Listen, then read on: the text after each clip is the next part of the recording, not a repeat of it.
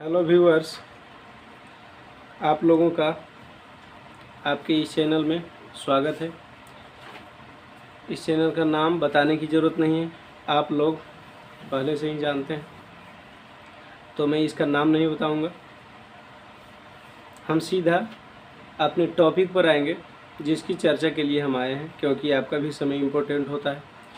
हम जानते हैं शिक्षित लोगों की पहचान यही होती है कि वो अपने टाइम का सदुपयोग करें।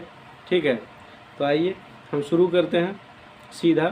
इस वीडियो में हम समास के बारे में पढ़ने जा रहे हैं। हिंदी व्याकरण का पार्ट है। किसी भी कॉम्पिटिटिव एग्ज़ाम्स या फिर किसी बोर्ड एग्ज़ाम्स जिसमें समास पूछा जाता हो, हिंदी पूछा जाता हो, उसमें 2 नंबर का तो कम से कम ज़रूर पूछा जाता है समास से। तो आइए इसको हम आज समझ लेते हैं इतनी सरल तरीके से कि आपको दोबारा इसे देखना नहीं पड़ेगा और अच्छी तरह से आप समझ पाएंगे। हम कोशिश करते हैं आपके दिमाग तक सारी बातों को उतारने की, तो हमारे साथ बने रहिए अंत तक। सबसे पहले हम ये जानेंगे कि समास है क्या। तो आप लोग एक बेसिक सी हिंदी व्याकरण का पढ़ने का चीज़ है जो आप बेसिक से यानी बचपन से पढ़ते आ रहे हैं, जिसे बोला जाता है अनेक शब्दों के बदले एक शब्द। क्या बोला जाता है? अनेक शब्दों के बदले एक शब्द। और उसका मतलब क्या होता है? उसका मतलब होता है 2-3 शब्द से बना हुआ एक छोटा सा वाक्यांश रहेगा और उसके बदले एक शब्द का इस्तेमाल किया जाएगा। जैसे आप लोग पढ़े होंगे 10 हैं आनंद जिसके, या फिर बोलते हैं जिसके 10 आनंद हैं। क्या बोला जाता है एक शब्द में? आपको पता है, मैं नहीं बताऊंगा, आप लोग जानते हैं। आप लोग बचपन से ही इन सब चीज़ों को पढ़ते आ रहे हैं। लेकिन कुछ ऐसे लोग भी कभी कभी देख लेते हैं वीडियो जो थोड़ा सा मतलब जानकारी लेना चाहते हैं, इससे स्टडी से रिलेटेड नहीं भी होते हैं, तो उनके लिए बता देना चाहूँगा, इसे दशानन कहा जाएगा। क्या बोला जाएगा? दशानन। इसी को आप संधि विच्छेद कीजिएगा तो 10 और आनंद क्या होगा? अलग होके हमें मिलता है। तो यही, इसको हम संक्षिप्तीकरण भी बोल सकते हैं। क्या बोल सकते हैं? संक्षिप्तीकरण। तो संक्षिप्तीकरण जो है ये समास का दूसरा रूप है, यानी समास को दूसरी तरह से हम डिफाइन कर सकते हैं। वैसे तो आप बहुत सारा पढ़े होंगे, बहुत सारे टाइम या बहुत सारे क्लास में, कि 2 या 2 से अधिक पदों के मेल से बने पद को समास बोलते हैं। वो भी ठीक है, उसे हम गलत नहीं कर रहे हैं, लेकिन हम यहाँ अपने स्टाइल में इसको क्या करेंगे? बताएंगे, ताकि आपको कोई दिक्कत नहीं हो। इसी को हम क्या बोल रहे हैं? समास। अब हम देखते हैं समास के प्रकारों के बारे में, कितने प्रकार का होता है और सभी प्रकारों में क्या विशेषताएं हैं उसके बारे में जान लें। और इस स्टाइल में जानेंगे कि आपको थोड़ा अच्छा लगेगा, कुछ अलग स्टाइल में पढ़ेंगे। तो सबसे पहला जो इसका भेद होता है, उस भेद को बोला जाता है, एक नंबर में जो भेद होगा उसको द्वंद्व,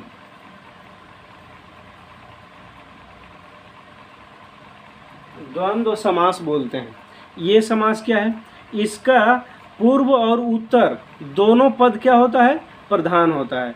पूर्व का मतलब प्रथम पद और उत्तर का मतलब बाद का पद, ये दोनों ही पद क्या होगा? प्रधान होगा। जैसे एग्जाम्पल अगर लें, यहाँ हम लिख सकते हैं दोनों पद प्रधान। दोनों का मतलब हुआ पूर्व पद एवं उत्तर पद।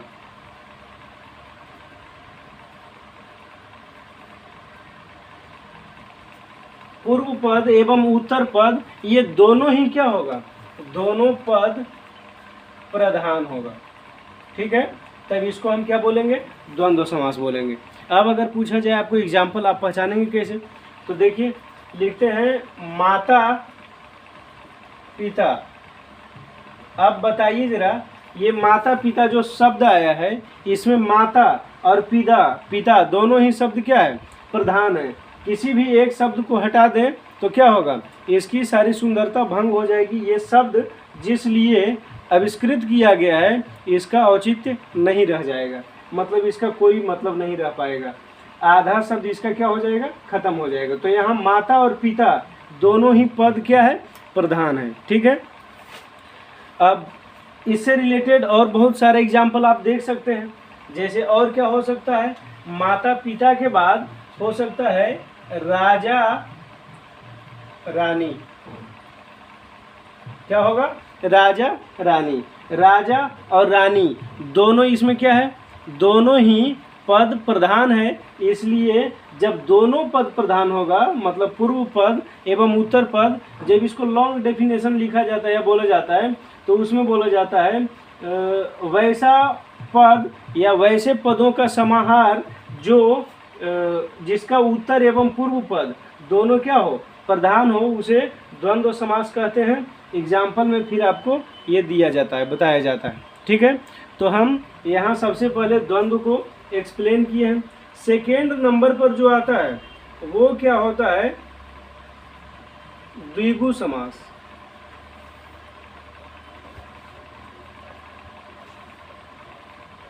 ये क्या होता है, द्विगु समास। इसका पूर्व पद जो होगा वो क्या होगा, संख्यावाचक होगा। क्या होगा, संख्यावाचक। यानी यहाँ पूर्व पद संख्यावाचक। संख्यावाचक, संख्यावाचक का मतलब ऐसा शब्द आएगा जिसका पहला पद उसमें कोई संख्या से रिलेटेड शब्द रहेगा, शब्दांश रहेगा, तब उसको क्या बोलेंगे, द्विगु समास बोलेंगे। इसका एग्जाम्पल क्या हो सकता है, इसका एग्जाम्पल हो सकता है, हम बोलते हैं पंचवटी। पंचवटी। और क्या बोलते हैं, नवरत्न। नवरत्न। ठीक है, अब यहाँ पर आपको समझ में आ रहा होगा क्लियरली कि यहाँ पंच, पंच का मतलब क्या होना चाहिए, यहाँ 5 होना चाहिए। नव का मतलब क्या होना चाहिए, 9 होना चाहिए। यानी 5 और 9, यहाँ दोनों, वटी का मतलब क्या होगा, वाटिका। ठीक है, पंचवटी यानी 5 वाटिकाओं का समाहार। यहाँ नवरत्न मतलब 9 रत्नों का समाहार, जहाँ 9 रत्न आपस में क्या है, एक जगह है, जमा है, और उन सारे समूह को क्या बोला जाएगा, उसके यानी 9 रत्नों के समूह को नवरत्न बोला जाएगा।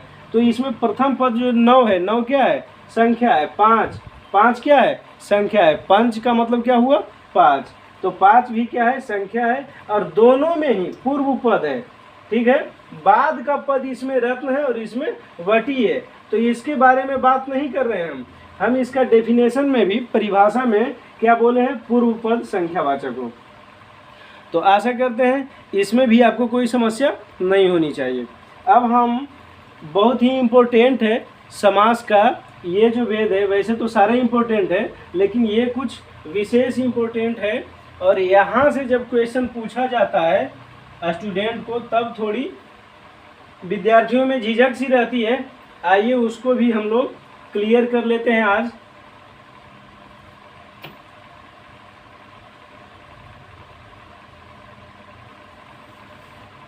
अगला जो भेद होगा हमारा वो क्या होगा, तत्पुरुष। तत्पुरुष समास। इस भेद के बहुत सारे प्रभेद हैं। ठीक है, इस भेद के बहुत सारे प्रभेद हैं, लेकिन अगर हम इसकी बात करें, सारे प्रभेद को आप बहुत ही आसानी से इजीली आज समझने वाले हैं, आपको कहीं कोई दिक्कत नहीं होगी। ये जो है कारक से रिलेटेड होता है। किससे रिलेटेड होता है, कारक से रिलेटेड है पूरी तरह। डायरेक्टली अटैचमेंट किसके साथ है, कारक के साथ। इसमें कह रहा है कि जिस कारक के बारे में हम बात करेंगे, वैसे तो यहाँ जब जनरल अभी इसका पढ़ रहे हैं, यानी कि सारे प्रभेद का ये भेद है, इस भेद का बहुत सारा टाइप है, तो हम सबसे पहले इसके बारे में पढ़ रहे हैं। तो इसका डेफिनेशन यानी परिभाषा हम क्या बोल सकते हैं कि जहाँ कारक चिन्ह का लोप होगा, कारक चिन्ह का लोप होगा, तब हम क्या बोल देंगे उसको, तत्पुरुष समास बोल देंगे। यानी सीधा हम क्या लिखेंगे, कारक चिन्हों का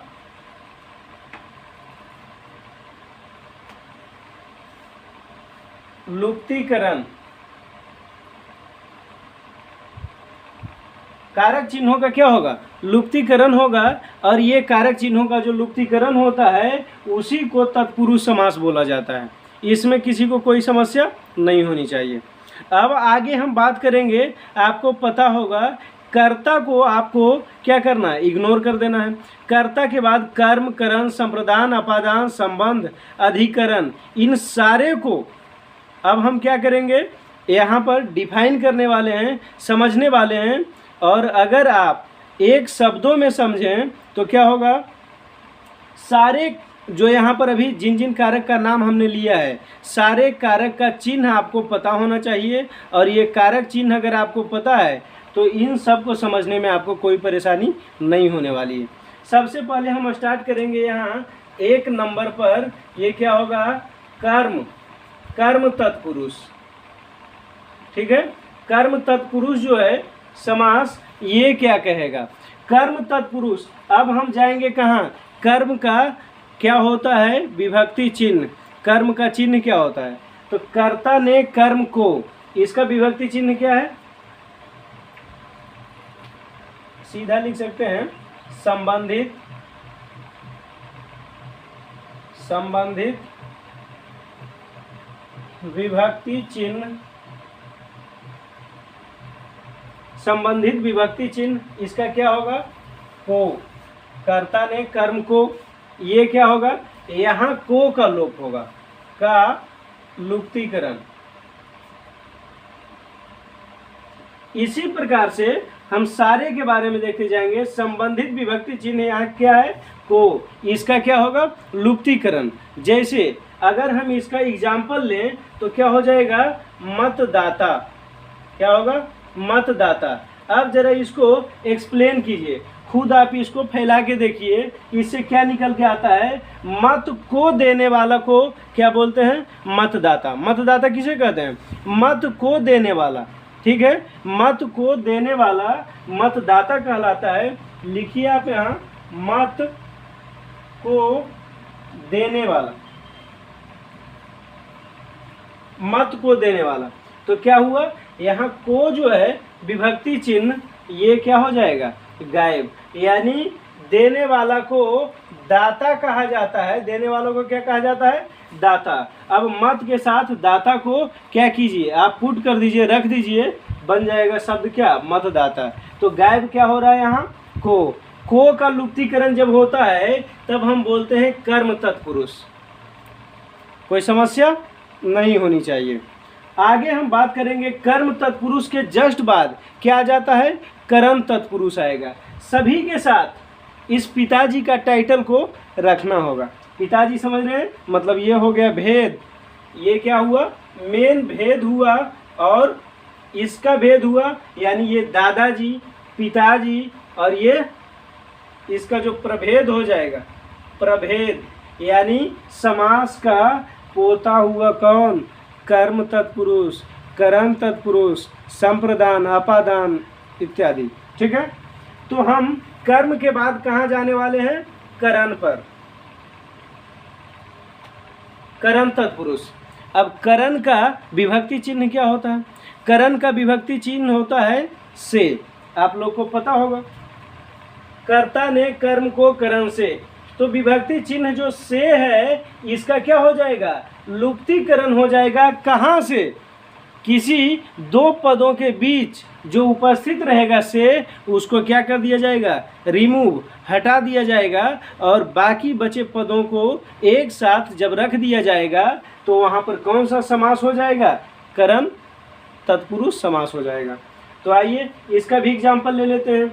जैसे इसका एग्जाम्पल अगर हम लेते हैं, मुंह मांगा, क्या, मुंह मांगा, तो क्या होगा, मुंह मांगा अगर लेते हैं तो इसको अगर एक्सप्लेन कर दें हम, थोड़ा सा ब्रीफली लिख दें, थोड़ा सा सॉरी विस्तृत करके लिख दें, तब क्या हो जाएगा, यहाँ हम बोल सकेंगे मुंह से मांगा। मुंह से मांगा, मुंह से मांगा क्या हो जाएगा, मुंह मांगा। ठीक है, तो यहाँ क्या हो रहा है, से का लोप हो रहा है। किसी को कोई दिक्कत नहीं होनी चाहिए। आगे बढ़ते हैं। तो हम लोगों ने यहाँ दो में क्या देखा, जिस कारक का यहाँ तत्पुरुष समास है उस कारक का चिन्ह क्या होगा, बीच में से रिमूव हो जाएगा, मतलब हट जाएगा, और हम उसको क्या बोलेंगे, वही तत्पुरुष समास, उसी कारक के नाम से रिलेटेड तत्पुरुष समास, उसका नाम भी दे देंगे। तो नाम भी याद रखने में आपको समस्याएं नहीं होनी चाहिए, क्योंकि सबसे ऊपर से हम छोड़ देंगे किसको, कर्ता को, उसके बाद लगातार कर्म, करण, संप्रदान, अपादान, संबंध, अधिकरण। ठीक है, यहाँ तक सारा का सारा आ जाएगा, और एक जो है वो बच जाएगा।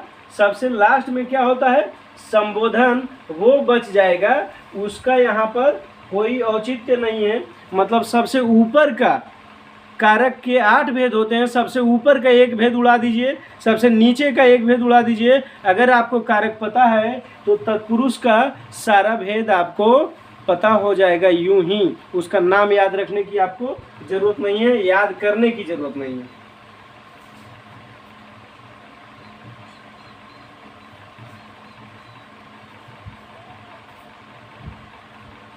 चलिए अब आ जाते हैं हम संप्रदान। संप्रदान ये चौथा होगा, चौथा होगा, चौथा ही होगा या तीसरा होगा, तीसरा होना चाहिए, क्योंकि हम कर्म और करण को एक्सप्लेन किए हैं। संप्रदान,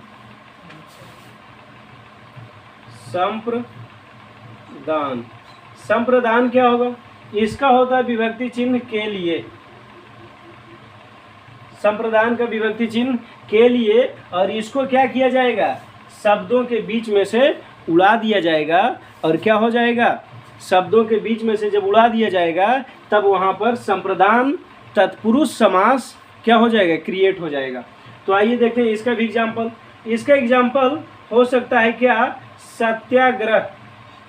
सत्याग्रह, इसको थोड़ा एक्सप्लेन करें, क्या आएगा निकल के, सत्य के लिए आग्रह, सत्य के लिए आग्रह, सत्य के लिए आग्रह, तो क्या हो जाएगा, सत्याग्रह। किसी को कोई समस्या।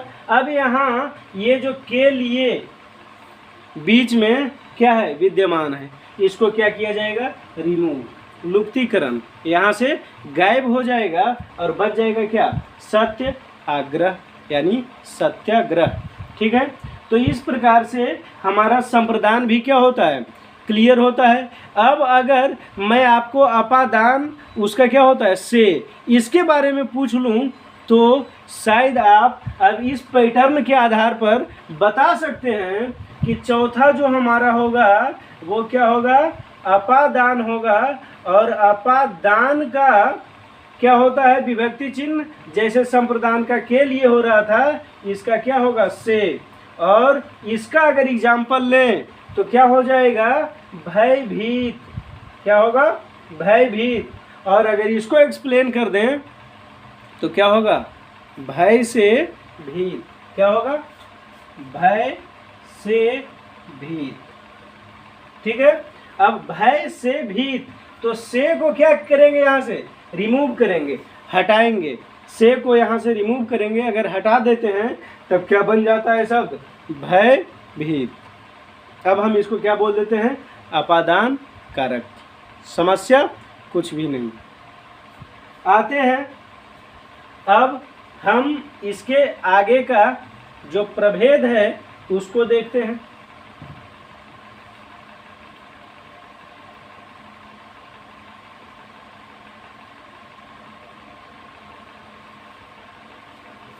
मैं समझ रहा हूँ आप लोग ये भी सोच रहे होंगे कि व्याकरण में ये एक शब्द बहुत देर से सुनने को मिला है, या फिर बहुत सारे लोग सुने भी होंगे। मैं ऐसा नहीं कह रहा हूँ कि आप लोग नहीं सुने होंगे। प्रभेद जो इस्तेमाल किया जा रहा है, तो भेद का अगर भेद हो तब उसको प्रभेद बोला जाएगा। भेद का भेद। देखिए नेक्स्ट जो हम अभी एक्सप्लेन करने वाले हैं, क्या पांचवा हो जाएगा, पांचवा। तो ये क्या होगा, पांचवा हो जाएगा हमारा संबंध, संबंध तत्पुरुष समास। देखिए नाम इतना लंबा है, पूरा नाम अगर हम लिखें तो पूरा लंबा हो जाता है। इतना तो क्या है, इसका टाइटल है, ये दादाजी का टाइटल है, और ये यहाँ पापा जी का टाइटल है, और ये खुद हैं जिनके बारे में हम पढ़ रहे हैं। तो ये संबंध हुआ। संबंध का क्या होता है, विभक्ति चिन्ह का, के, की। अभी हमने क्या बोला था, क्या बोला था, मैं तो भूल गया, याद दिलाइए। क्या बोले थे कि अभी जस्ट उसी के बारे में पढ़ रहे हैं। खैर भूल गए हैं। हम दूसरा एग्जाम्पल लेते हैं। हम बोल सकते हैं दिनचर्या, दिनचर्या मतलब क्या होगा, इसको एक्सप्लेन कर दें। मतलब दिन का चर्या, दिन का चर्या, दिन का चर्या मतलब क्या हुआ, यहाँ से का क्या हो जाएगा, गायब। हर एक में गायब ही हो रहा है, क्योंकि जब कारक चिन्ह गायब होता है तो उसी के नाम का तत्पुरुष समास होता है। जिस कारक का चिन्ह गायब होता है, जिस कारक का चिन्ह गायब होता है उसी का तत्पुरुष होता है। जिस कारक का चिन्ह गायब उसी का तत्पुरुष समास बनेगा। चलिए आइए देखते हैं नेक्स्ट। सिक्स्थ जो है ये क्या हो जाएगा, अधिकरण। और अधिकरण का आपको पता होगा, अधिकरण, अधिकरण विभक्ति चिन्ह इसका होता है पर। क्या होता है, पर होता है या फिर में होता है। ठीक है, ये दोनों ही होता है अलग अलग सेंस में। आइए देखते हैं। जैसे यहाँ पर हम एक एग्जाम्पल ले लें। अगर महात्मा,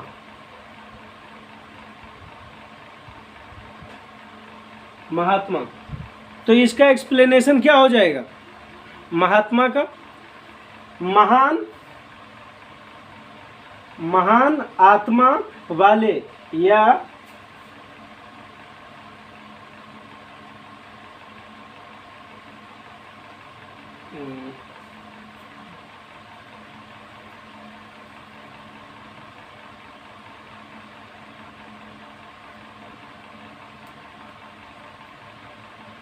क्या हो जाएगा, आत्मा में महान, मतलब जिनका आत्मा महान हो उसको क्या बोलते हैं, महात्मा बोलते हैं।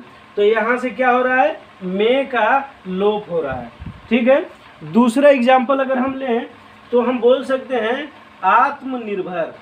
क्या बोल सकते हैं, आत्मनिर्भर। आत्मनिर्भर को अगर थोड़ा सा फैला दें, विस्तृत कर दें, तब क्या होगा, आत्मा पर निर्भर। क्या हो गया, आत्मा पर निर्भर। यानी अगर अपने आप पर आप निर्भर हैं तो उसे क्या बोला जाएगा, आत्मनिर्भर। यहाँ पर आत्मा का मतलब अपने आप भी हो जाएगा, इसलिए यहाँ पर क्या बोला जाएगा, अपने आप पर निर्भर। तो यहाँ पर अगर पर को हम यहाँ से एक्सक्लूड कर दें, हटा दें, तब क्या हो बन जाएगा, आत्मनिर्भर। ठीक है, आत्मा पर निर्भर रहने वाला क्या होगा, आत्मनिर्भर कहलाएगा। चलिए, ये तत्पुरुष का जो 6 भेद है, कारक 8 होते हैं और ये 6 है। गायब कौन कौन है जिसके बारे में हम लोग यहाँ कोई चर्चा नहीं किए। सबसे पहला नंबर कर्ता, दूसरा नंबर पर संबोधन। इन दोनों का तत्पुरुष समास नहीं होगा, इन दोनों को हटा देना है। सबसे ऊपर से एक, सबसे नीचे से एक, दोनों को गायब कर दें। बीच में बचेगा 6, 8 तो टोटल होता है, 6 बचेगा और वही 6 क्या कहलाएगा, तत्पुरुष समास का प्रभेद हो जाएगा, यानी तत्पुरुष समास का भेद हो जाएगा। चलिए अब आगे बढ़ते हैं। तत्पुरुष के बाद हमारा आता है कर्मधारय।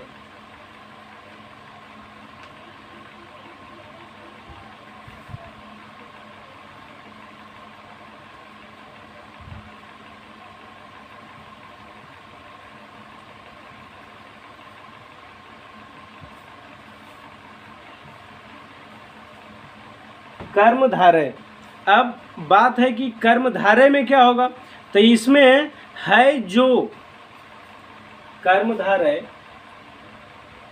ये भेद हो जाएगा कैवा, चौथा हो जाएगा, द्वंद्व, द्विगु, तत्पुरुष और कर्मधारय।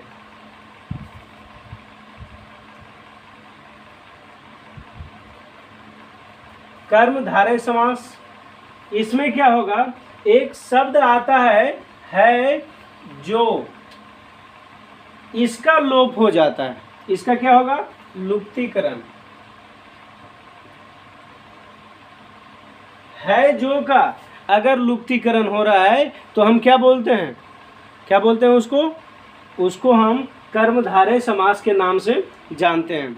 जैसे एग्जाम्पल हम क्या ले सकते हैं, नील कमल, क्या एग्जाम्पल ले सकते हैं, नील कमल।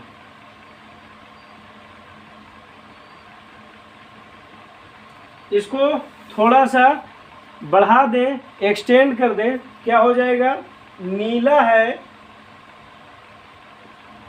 जो कमल। देखिए यहाँ से ये जो है जो, इसी को गायब करना है, इसी को हटाना है, इसी को रिमूव करना है, तब बनेगा क्या, नील कमल। ठीक है, नीला है जो कमल, उसको क्या बोलते हैं, नील कमल। तो है जो टाइप का अगर एक्सटेंडेशन है शब्द में, तब उसको अगर हम क्या करते हैं, सॉर्टेड करते हैं, तब क्या बन जाता है, नील कमल। तो इस टाइप का जो समास बनेगा उसको क्या बोलेंगे, कर्मधारय समास बोलेंगे। और इसके बाद जो आता है कौन सा आएगा, चौथा है। इसके बाद पांचवा जो आएगा वो क्या हो जाएगा, अव्ययी भाव। पांचवा जो होगा वो होगा अव्ययी भाव।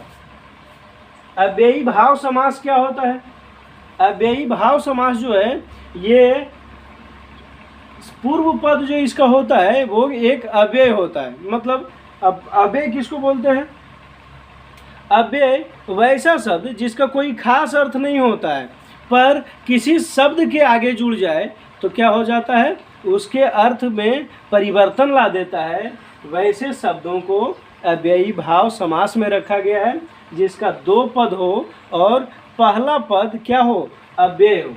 यानी हम यहाँ लिखेंगे पूर्व पद अव्यय वाला हो, अव्यय वाला हो, तब क्या बोलते हैं, उसको अव्ययी भाव बोलते हैं। एग्जाम्पल हम ले सकते हैं, यथा संभव।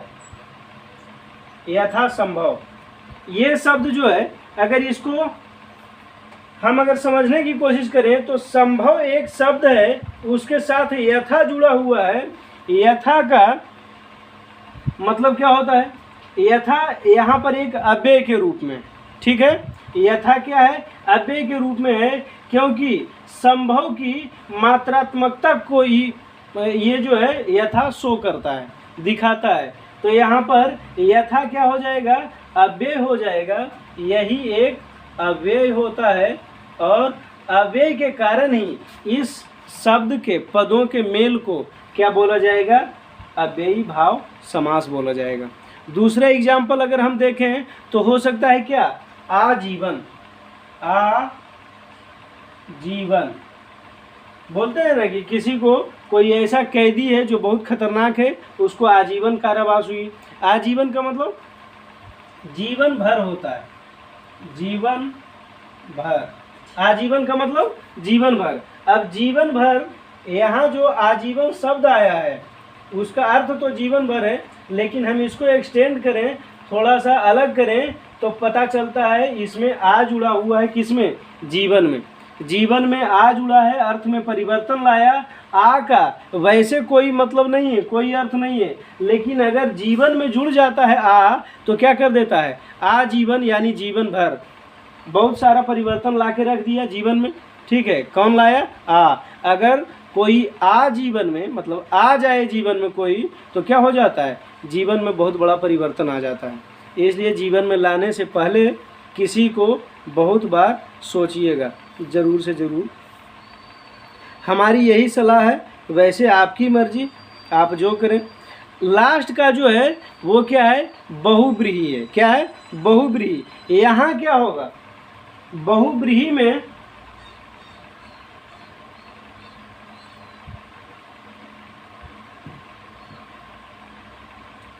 बहुव्रीहि यहाँ हो जाएगा छठा।